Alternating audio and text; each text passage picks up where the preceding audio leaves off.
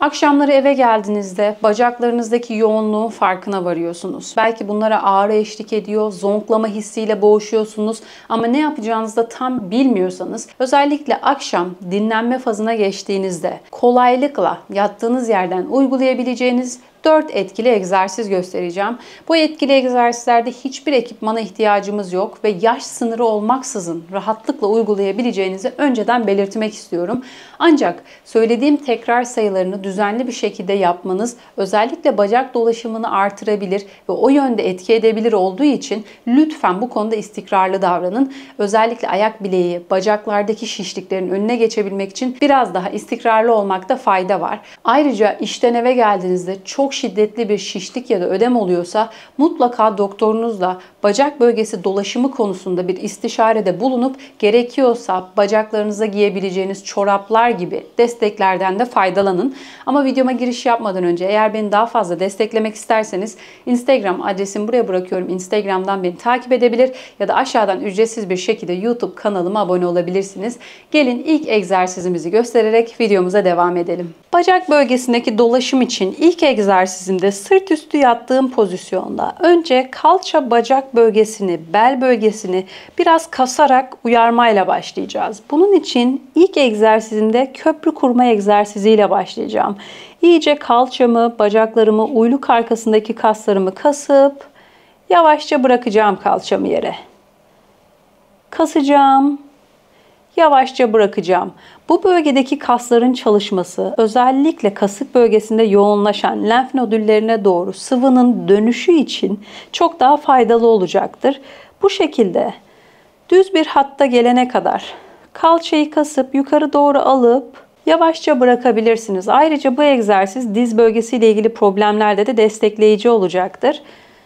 Çok fazla zorlamadan 10-15 tekrar bu şekilde asla acele etmeden düz bir hatta gelene kadar kalçamızı kaldıracağız.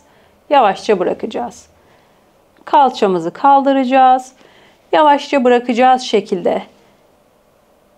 İlk egzersizimizi 10-15 tekrar yapıp yaklaşık bir 30-45 saniye dinlenip dilerseniz en az 2 set olacak şekilde uygulamaya başlayabilirsiniz. İkinci egzersizimde ise biraz daha basit ama gerçekten kalça bölgesini yine aktive edecek bir egzersize devam edeceğim.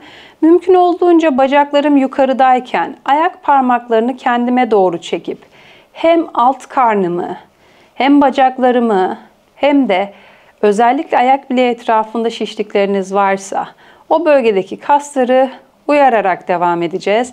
Bu biraz yorucu olacağı için 1, 2, 3, 4, 5, 6 şeklinde içinizden her sağ bacağınızı öne aldığınızda sayarak 10 tekrar yapıp yavaşça bir bacaklarınızı bırakıp 30-45 saniye dinlenip lütfen tekrar uygulayın. Özellikle parmak uçlarını kendinize doğru çektiğinizde bu bölgedeki o gerim uyarısıyla birlikte bacaklarınızda aniden bir rahatlama da olabilir.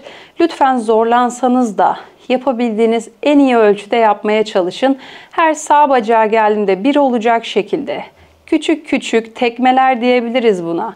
10 tekrarlı bu egzersizi uygulamaya çalışın. Sıradaki egzersizim nispeten daha basit olacak. Özellikle kalça arkası, bacak arkasındaki gerilmeler ya da o bölgelerdeki kaslardaki yorgunluklar da dolaşım problemlerine neden olabilir. Çok basit bir şekilde bir bacağımı uzatacağım. Dizimi çok bükmeme gerek yok. Eğer dizimde eklemsel bir problem varsa. Dizimi karnıma çekip bırakacağım. Karnıma çekip bırakacağım. Sağa geldim. Sola geldim 1. Dilerseniz bükme ile ilgili bir problem yoksa bükerek de çekebilirsiniz. Sağa geldim. Sola geldim 2.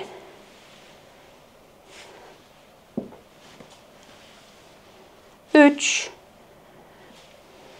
Çok zorlayıcı bir egzersiz değil zaten. Çok da iyi hissettiren bir egzersiz. 4 şeklinde. Her sola geldiğinizde sayarak en az 8 tekrarlı olacak şekilde bu egzersizi de yapıp uyluk ve kalça bölgesindeki kasları çok güzel aktive edebilirsiniz. 8 tekrar yaptıktan sonra 30-45 saniye dinlenip mutlaka bir kez daha yapmanızda fayda var. Çünkü son egzersizimiz zaten egzersiz bile sayılmayacak derecede basit ve etkili bir egzersiz. Dolayısıyla bu egzersizde hafif yorulabiliriz. Ve son olarak yattığımız yerde, istersek yatak başında, istersek kanepede, hiç fark etmez. Bu şekilde topuklarımı duvara yaslayacağım.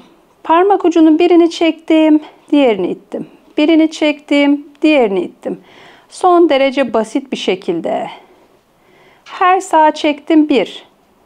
Her sağa çektim 2. 3. 4 şeklinde en az 20 tekrar çok basit bir şekilde bütün bacak kaslarımdaki dolaşımı uyaracağım. Kalp seviyesinin üstünde olduğu için özellikle ödem gibi problemlerde de çok faydalı olacaktır. Dizim bükülüp açılıyor.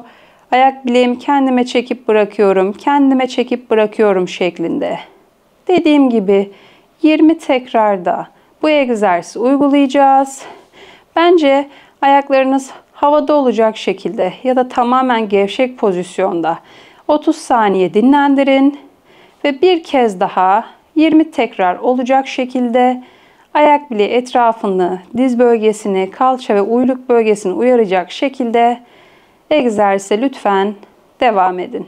Evet arkadaşlar, bugünkü anlatacaklarım bu şekildeydi. Sizin de bacaklarınızda şişkinlik, ödem, bazen zonklama hissi gibi problemleriniz varsa bu gibi egzersizlerle sadece akşamları 10-15 dakikada bacak bölgesi, alt ekstremite dediğimiz belden aşağıki bölümün dolaşımını uyararak o ağrıların, zonklamanın ya da şişliğin önüne geçebilirsiniz.